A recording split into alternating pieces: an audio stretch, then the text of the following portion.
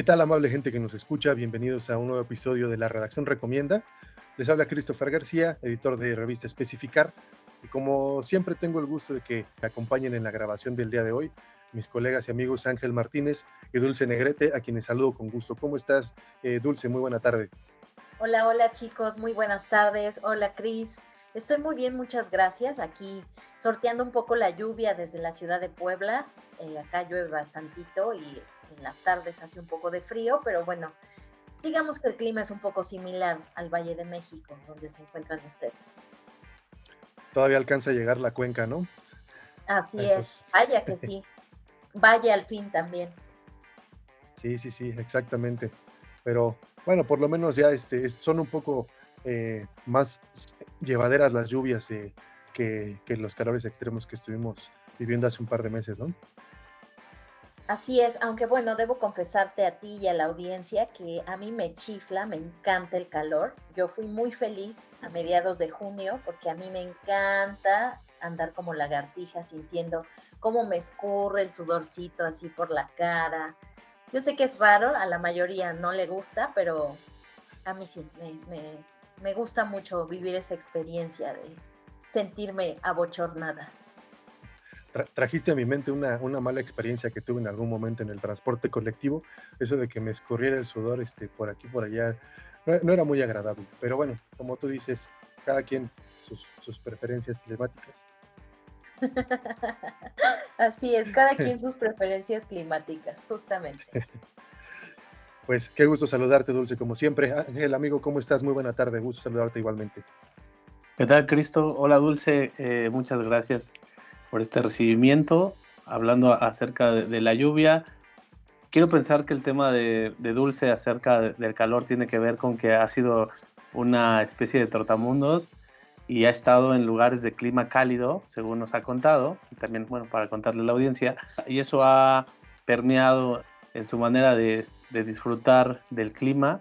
Yo soy más de la idea de que depende del contexto, de que el contexto como en el lenguaje lo es todo. El calor que produce el asfalto es horrible, el de la ciudad generalmente es horrible, pero si estás en una zona de playa, es agradable, es simpático. Creo que depende mucho Simpático. cómo estés. Pero hablando de estas experiencias de calor terrible, yo también recuerdo una de Monterrey, en donde pues sí era complicado tener que pasar 4 cuadras, ¿no? Con el sol a plomo, ¿no? Entonces ahí sí no estaba tan divertido. Respecto a la lluvia, creo que es lo mismo, ¿no? Con la lluvia pasa exactamente lo mismo. O sea, ya lo habíamos platicado en algún podcast, Christopher y yo, era como si estás en casita con un libro, con un cafecito, la lluvia puede golpear tu ventana, padre, y es inspirador, pero si estás en la calle y está próximo a salir, por salir del metro, es horrible, ¿no? Si se atasca el metro por lluvia, es terrible, y seguramente algunos de los escuchas que están en la Ciudad de México van a coincidir. Pero ambas proveen cosas, entonces creo que depende del contexto, las dos son fascinantes o terribles. En ese sentido, creo que el tema de hoy vinculado con las lluvias y vinculado con los encharcamientos, con las inundaciones, con la memoria hídrica que tiene la Ciudad de México, pues elegimos hoy contarles, estimables eh, escuchas, sobre pues un poquito, un breve repaso, ¿no? De los sistemas de captación de agua y de distribución de agua, desde luego. Haremos mención de unos cuantos que históricamente tienen especial relevancia para las civilizaciones occidentales principalmente. Pues bueno, creo que bajo la lluvia nos inspiramos, como diría mi amigo Ángel, ahorita que estamos en casa, para, pues para hablarles del tema, ¿no? Esperamos que les guste este episodio y que les ayude a conocer un poco más de cómo se ha históricamente desarrollado la Ciudad de México, tanto en distribución de agua potable como en drenaje, ¿no? Pues si no tienen inconveniente, mis estimados eh, interlocutores Ángel y Dulce, pues comencemos con este breve repasito que dijimos, que por cierto, déjenme comentarles que esta nota la que haremos o que tomaremos como guía para contarles de la historia de los sistemas de distribución de agua, pues está disponible en nuestro sitio web, en la sección de paso. Ahí encontrarán una suerte de litografía, un grabado de, de un sistema rudimentario de la antigua Mesopotamia, pues que con base en contrapesos permitía a los pobladores de aquellos pueblos y de aquellas épocas extraer agua de los cuerpos de agua cercanos y después, sumando este mismo sistema de contrapesos, pues además de extraerla fácilmente, comenzarla a distribuir a lo largo de varios kilómetros en la ciudad, ¿no? De hecho, es interesante esa imagen que utilizamos para referirnos a la nota o para hacer como ilustración principal de la nota, pues que es un sistema del que se tiene todavía pues un poco de conocimiento en la actualidad, ¿no? En algunos lugares todavía se utiliza, donde hay mucha tecnología de bombeo o algunos sistemas más sofisticados, pues aún se utilizan estos métodos, o es facilitar el simple hecho de agacharse con una cubeta y sacarla del río, ¿no? Permite utilizar menos fuerza para extraerla y después llevarla donde la necesitamos.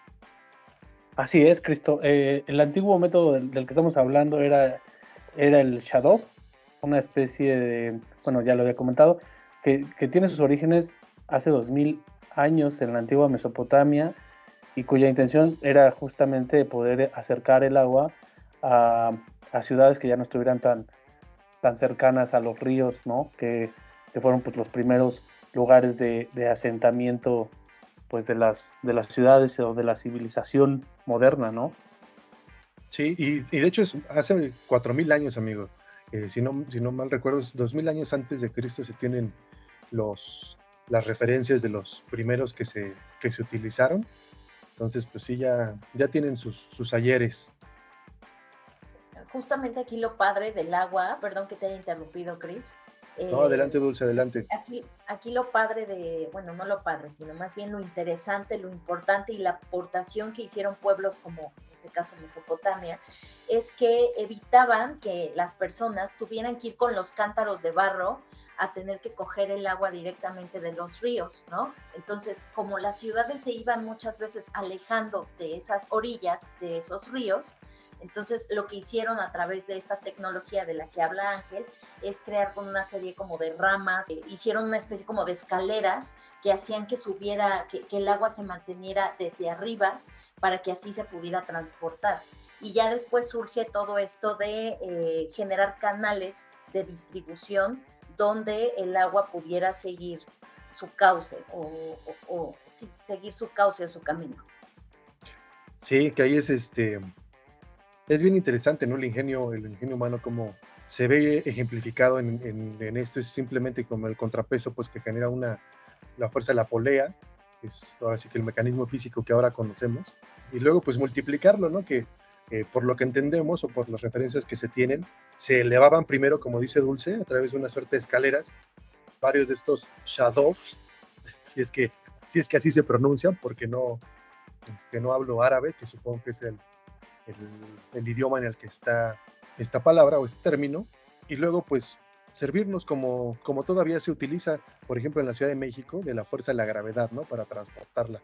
Sabemos que la ciudad de los tinacos, aquí en la Ciudad de México, pues primero subimos el agua al tinaco y después que baje solita, y la misma fuerza permite que se distribuya con suficiente presión para llenar pues, el tanque del inodoro, activar el calentador de agua, que se puede utilizar en las llaves de la cocina o en el mismo lavamanos del baño, ¿no? O pues quizás en las llaves de jardín para aquellos que tengan jardín.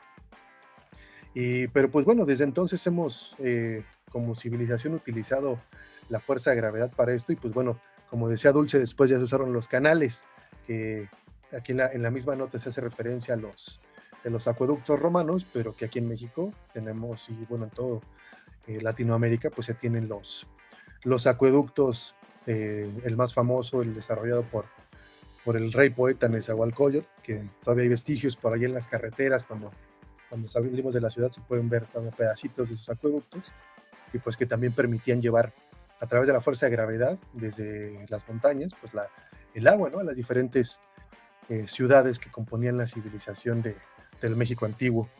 Y justamente sumando a esto del México antiguo, Otro tipo de tecnología que se utilizaba en aquella época y que tiene que ver con lo que acaba de decir Cristo, que es parte de otra de las notas que también se ha manejado en especificar y que también los invitamos a que le echen un ojo, a que le den un vistazo, porque es muy, muy interesante.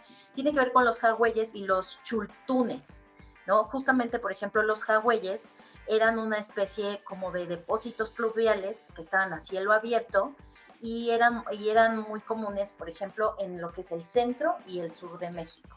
Entonces, por ejemplo, en las zonas mayas se han encontrado muchos vestigios de este tipo de tecnología, que era la que utilizaban estos ancestros o estas civilizaciones más bien, para poder captar cierta cantidad de agua y a partir de esa captación, pues poder desarrollar su vida. Cristo y Dulce creo que van a coincidir conmigo en que algo interesante de esto que estamos platicando es que en diferentes regiones ya existe la conciencia de la importancia del agua y de cómo tener estas alternativas de ahorro o de uso o de poder tener sistemas que te permitan cierto manejo del recurso sin tanto esfuerzo, ¿no? Me parece muy interesante resaltar esta coincidencia, ¿no? Voy a decir sentido común, pero espero que sea algo más, de poder aprovechar el agua de lluvia. Hay algo muy curioso acerca de los jagüeyes. Hay uno, y yo me sorprendí cuando lo vi en persona, y espero que Dulce nos pueda contar al respecto, si no se lo voy a dejar como tarea. En la pirámide de Cholula, como ustedes saben, Dulce es nuestra corresponsal y está en Puebla. Bueno, en la pirámide de Cholula existe un Hawái. Ahí tuve la oportunidad de verlo hace, no sé, un par de años. Ya habíamos desarrollado la nota precisamente de paso, de la que estamos hablando. Y sí, sí te impresiona, ¿no? Creer que ver físicamente uno de estos espacios, porque puedes constatar, ¿no?, la información y verlo es bastante interesante, ¿no? O sea, te nutra muchísimo. Entonces, Dulce, si puedes ampliarnos un poquito más la información de si estoy en lo correcto o si vi bien, y si no, dejártelo de tarea, porque yo creo que, y a todos los que vayan por allá por Cholula, si me pueden corroborar o desmentir esta información, yo creo, estoy seguro de que sí era, pero estaría padre poder tener un diálogo acerca de ese Hawái que no nos queda lejos, ¿no?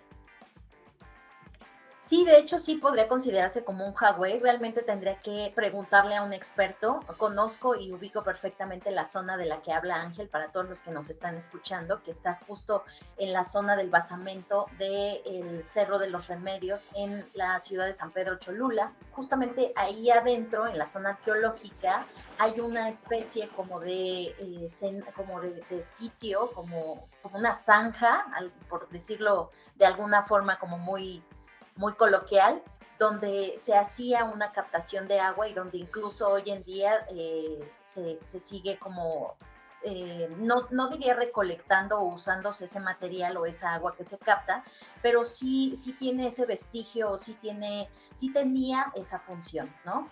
Todavía para las antiguas civilizaciones, en este caso la que se encontraba en Puebla, en la antigua Cholula específicamente, este tipo de sitios después fueron como reproducidos, porque por ejemplo, actualmente hoy alrededor de la capital cholulteca o de esta pirámide básicamente, muchas casas poseen sitios, no necesariamente Hawáis, pero sí poseen una especie como de tanques de agua y de pozo, que están conectados a muchos de los pozos, específicamente en el área, por ejemplo, de San Andrés Cholula.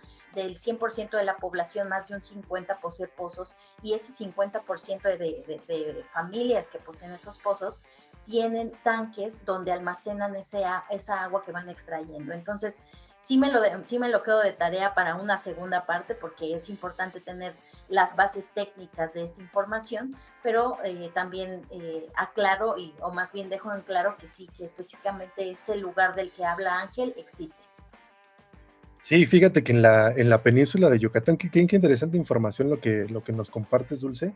Y a mí me llama mucho la atención el hecho de que, digo, mi escaso conocimiento de las religiones de otros lugares, me parece muy interesante el hecho de que si no estoy equivocado, solamente las religiones mesoamericanas tenían como tal un dios de la lluvia, ¿no? En el caso de, pues de las civilizaciones del centro, pues Tlaloc. En las del sureste, un Rakán, que pues bueno, ahí de ahí también el término de huracán que utilizamos hoy para esas tormentas tropicales. Y bueno, eso me parece muy interesante porque todas tienen en cierta medida, o tuvieron en su momento, un sistema de transportación y de captación del agua, ¿no? Había un vínculo bastante cercano con el agua y con una concepción sagrada del recurso como tal, ¿no? Había el saberlo y la importancia del agua.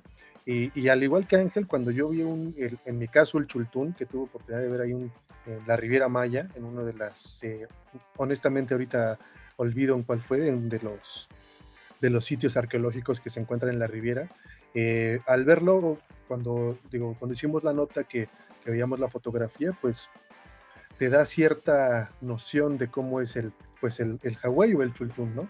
Pero ya que lo ves en vivo, pues las dimensiones son completamente diferentes, ¿no? Podrías pensar que es un cuenco pequeño, pero verlo en vivo son cuencos de un diámetro bastante amplio, lo que pues les permitía, desde luego, recolectarla en cantidad suficiente para que las personas pues se acercaran y tomaran lo que necesitaban ya fuera para sus rituales o labores de limpieza, porque también quiero recordarles que en las notas de especificar podrán encontrar una sobre la historia de la regadera, y pues México es los mexicanos somos uno de las poblaciones más limpias del mundo, nos encanta bañarnos, algo que no heredamos de los conquistadores europeos, por fortuna, que son un poquito menos asiduos del baño y la limpieza, ¿no? De ahí sus perfumes tan buenos.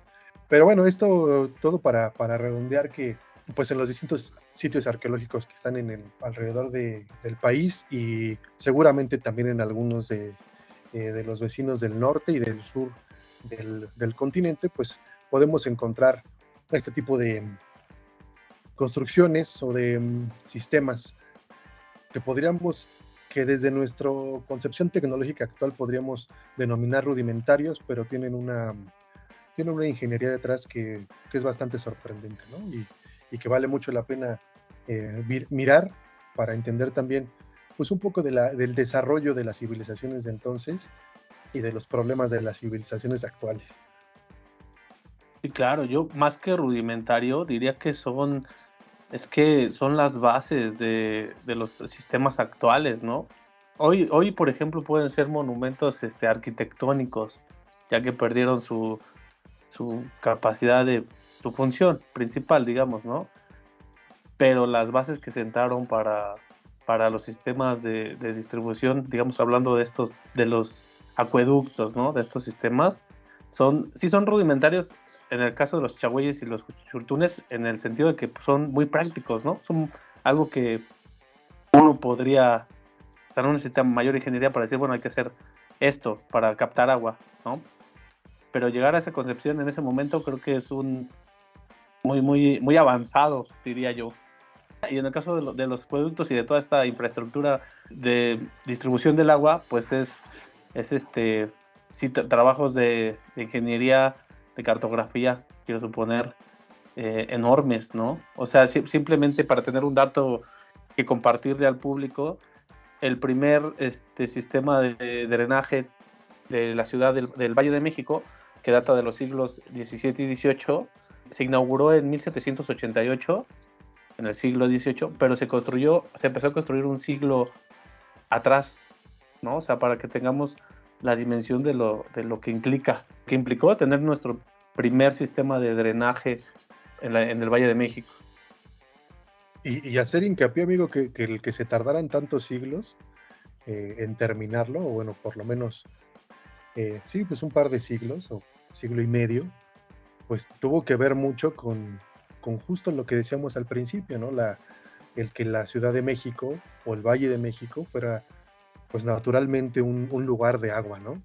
Y lo que explican los historiadores, sobre todo Antonio Rubial García, de los historiadores del México antiguo, los más importantes que ha dado el país en las últimas décadas, pues explica que tiene mucho que ver con que cuando llegaron los españoles y empezaron a edificar sus propias construcciones, pues hubo una deforestación y una tala desmedida, pues que le quitaron esa función reguladora que tenía para la entrada del agua al Valle de México, ¿no? Entonces, al no haber agua, al no haber bosques circundando eh, la ciudad, pues el agua comenzó a fluir con mayor eh, facilidad, velocidad y fuerza, y provocó que muchas veces estas construcciones que ya llevaban avanzadas, pues se fueran al diablo, al carajo, porque se las llevaba el agua, ¿no?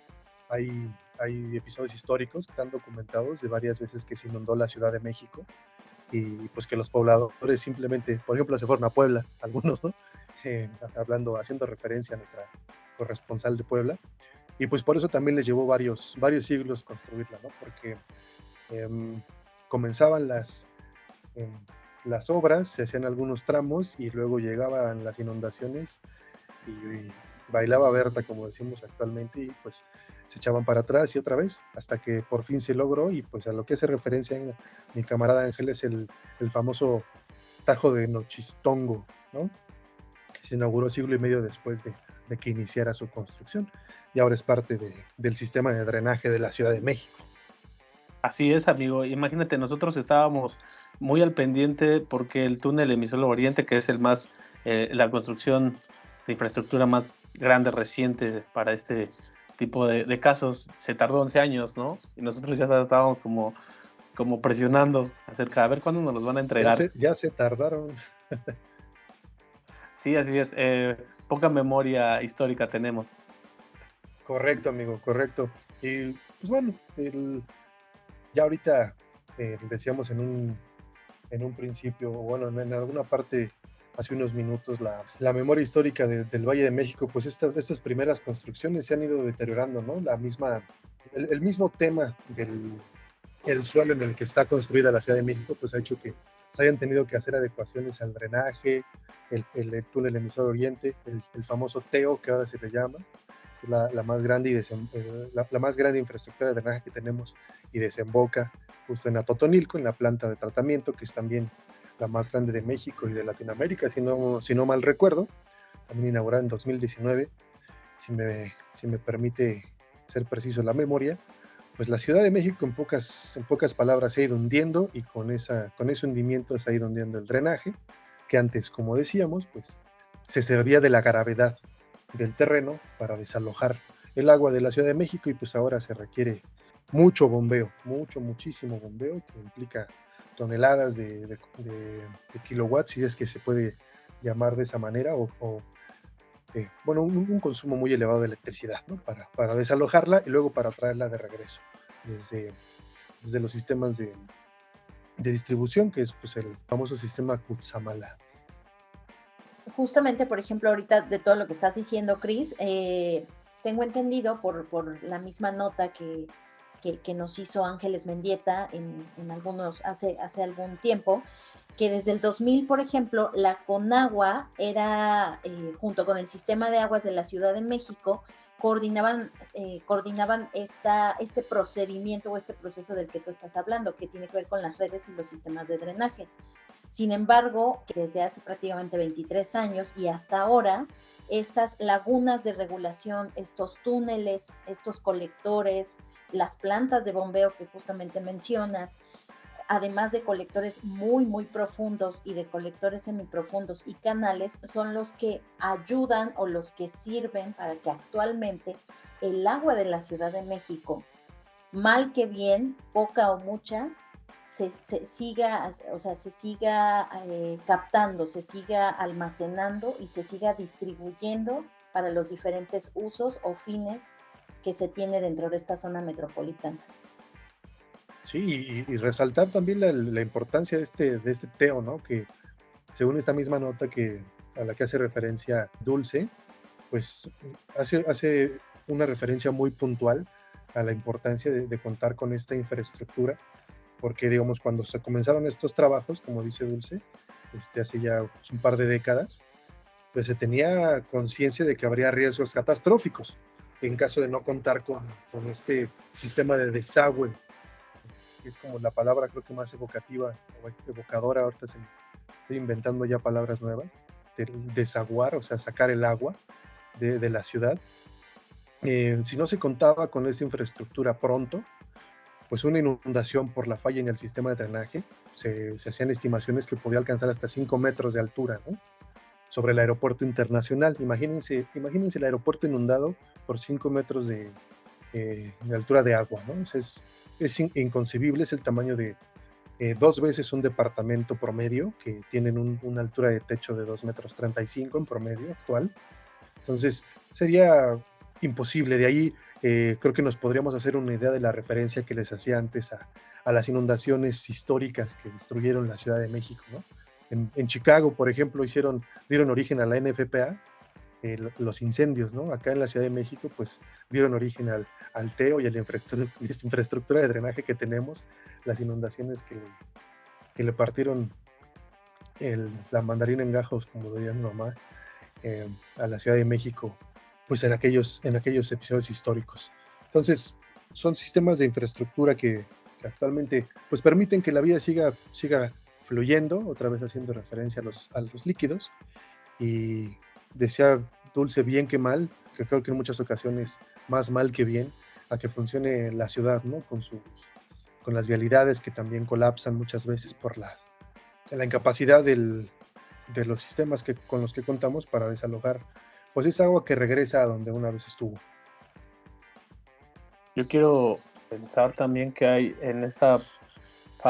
también una especie de falta de planeación integral, porque no sé si es mera suposición, he visto ciertas nuevas construcciones que apoyan, pongamos por caso, la vialidad, pero descuidan el hecho de dónde están construidas, ¿no? Entonces resuelves el tema de la vialidad, pero resulta que en el tramo de vialidad que tú compusiste hay un río, y el río tiene que mandar el agua solamente por mero instinto y gravedad hasta la avenida principal, ¿no?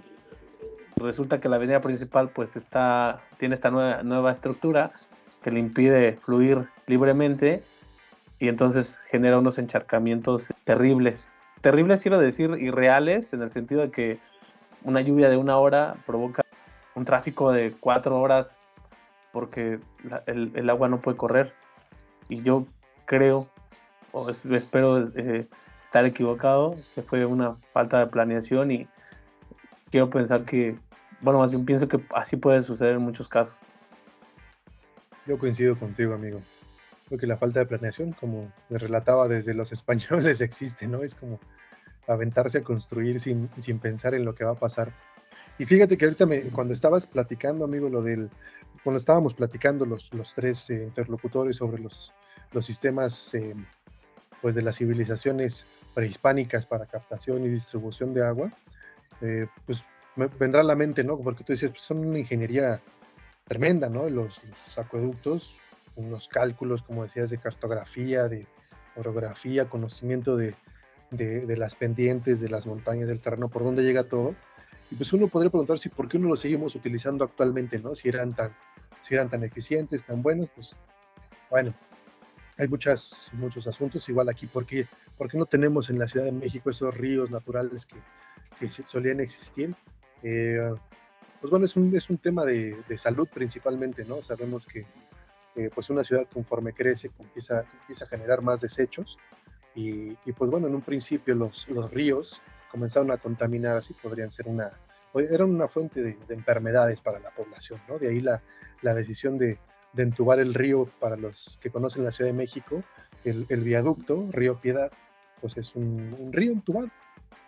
Aquí en México, en la Ciudad de México, existe ya solamente un río vivo, que es el Magdalena, y un par de lagos.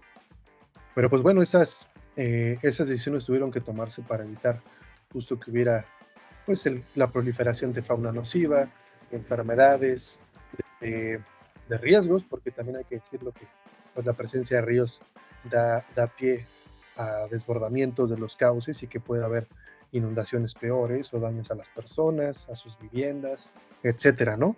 Entonces, pues bueno, la tecnología, como bien sabemos, va llegando para resolver ciertos problemas y pues también decir que la infraestructura que se tenía entonces para la distribución de agua no nos permitiría en la actualidad abastecer a toda la población, a los cientos de miles de edificios que existen en la Ciudad de México y a los tremendos rascacielos que, pues, que cada vez son más comunes en distintas partes de la ciudad, ¿no?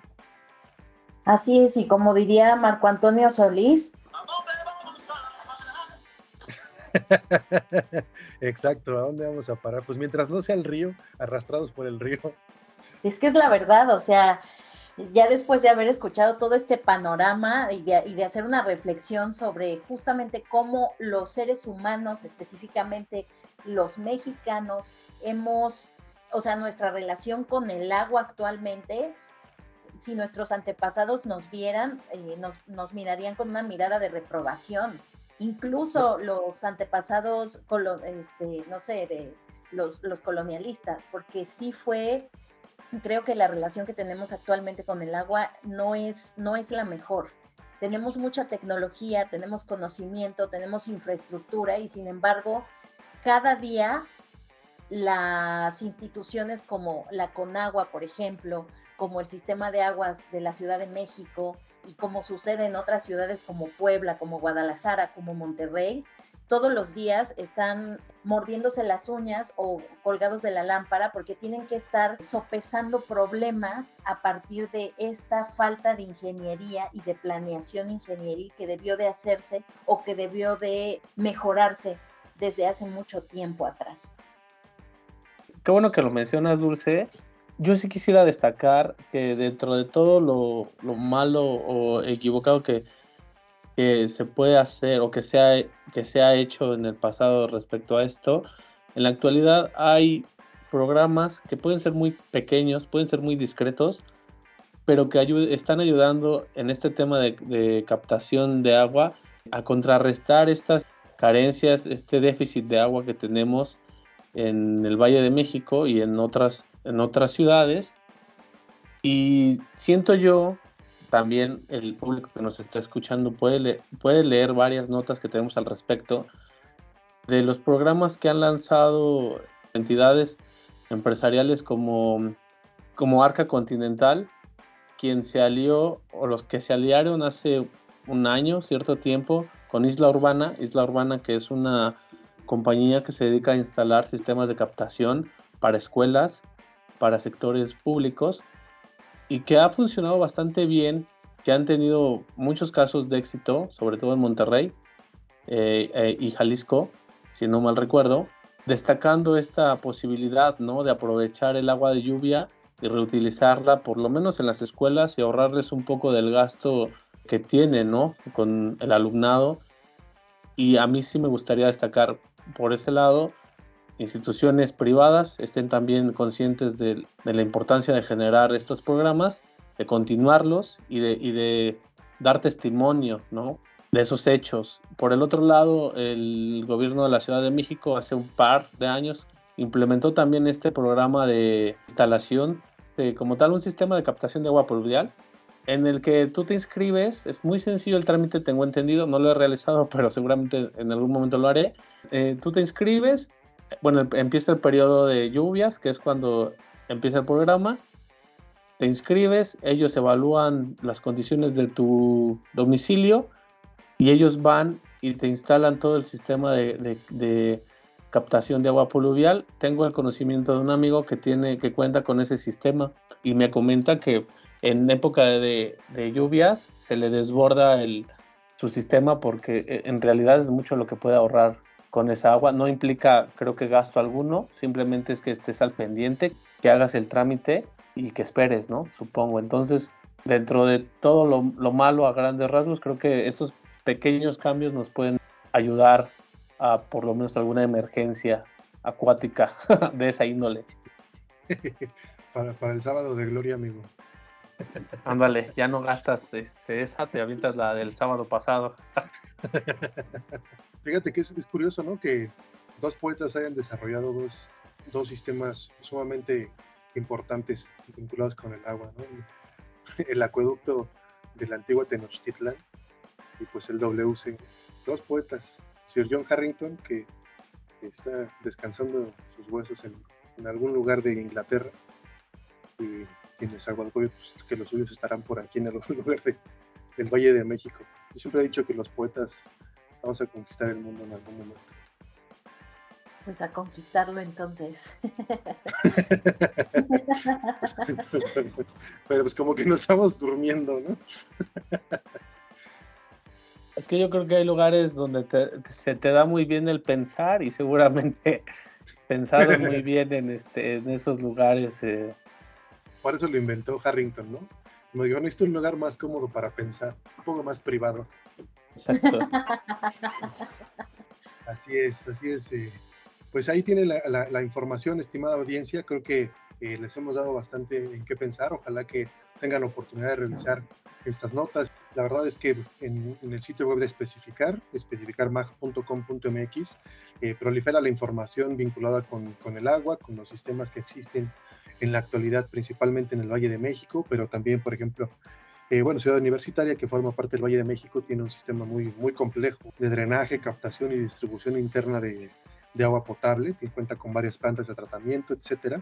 Y pues invitarlos a que exploren la información que tenemos ahí. Estamos seguros de que les será de mucha utilidad y por lo menos les llevará a la reflexión ahí mientras están en el invento de Sir John Harrington. Así es, el uso del agua implica diferentes estrategias, las de nosotros, sin ser poetas ni grandes inventores, puede ser fácilmente sustituir nuestras regaderas, nuestros sanitarios, nuestras llaves, incluso de cocina, por sistemas ahorradores, y yo creo que ahí ya estaríamos contribuyendo, y entonces nuestros antepasados no nos podrán decir no esperaba nada de ustedes y aún así nos defraudaron. Logran decepcionar. Y aún así entonces, para minimizar ese reclamo, ahí el consejo. Sí, yo creo que sí dirían, sigo teniendo ganas de sacrificarte a Tlaloc. Muy probablemente, creo que eso también lo dirían. Amigos, Dulce, Ángel, si nos pueden recordar las redes sociales para que nos sigan nuestros escuchas y se mantengan al tanto de las noticias que publicamos en relación con el agua y con, pues bueno, los diferentes sectores con los que ya saben que tenemos vínculo. Pues para no pelear, yo les recomiendo por favor a toda la audiencia que nos lean en el sitio web que es www.especificarmag.com.mx. Bueno, nuestras redes sociales ya las conocen, todas son Revista Especificar o Especificar Magazine. En todas nos encuentran de cualquiera de las dos maneras, si no es una, ponen la otra y seguramente les apareceremos. Lo que sí también quiero aprovechar es para invitarlos a leer nuestro más reciente número de Especificar, que ya está disponible en nuestro sitio web, que lo descarguen. El tema central de esta edición tiene que ver con justamente temas de sustentabilidad en general, una reflexión interesante de varios arquitectos sobre qué estamos haciendo para llegar al cero neto, y si es más una especie como de utopía, falacia, pero es muy interesante poder tener este ejercicio de voces como lo nombramos. Por favor, léanlo y nada más, amigo, todo lo demás te corresponde. Me corresponde también recomendarles, amigo, muchas gracias por las recomendaciones. Dulce, muchas gracias también por recordarnos el sitio web donde pueden visitarnos y pasarse el día entero leyendo toda la información que tenemos para ustedes.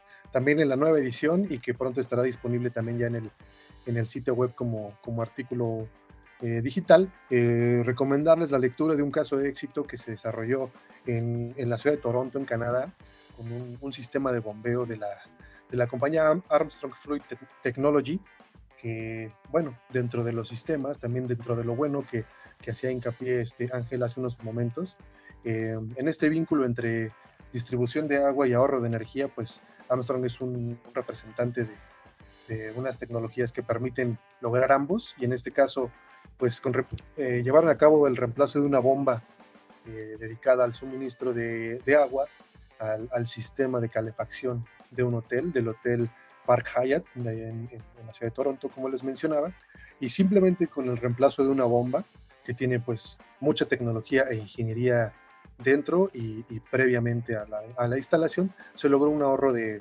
60% en el consumo de electricidad, varias toneladas de emisiones de CO2 al año, y pues obviamente una distribución eficiente del recurso para el funcionamiento de los sistemas de calefacción, que se imaginarán que en Toronto pues no son nada necesarios, ¿no? Entonces, ahí las recomendaciones, estimada audiencia, muchas gracias por seguirnos en este episodio de La Redacción Recomienda. Muchas gracias también a Ángel y a Dulce por acompañarme en este capítulo, por compartir micrófonos y por siempre tener a la mano comentarios tan atinados como los que comparten con nosotros.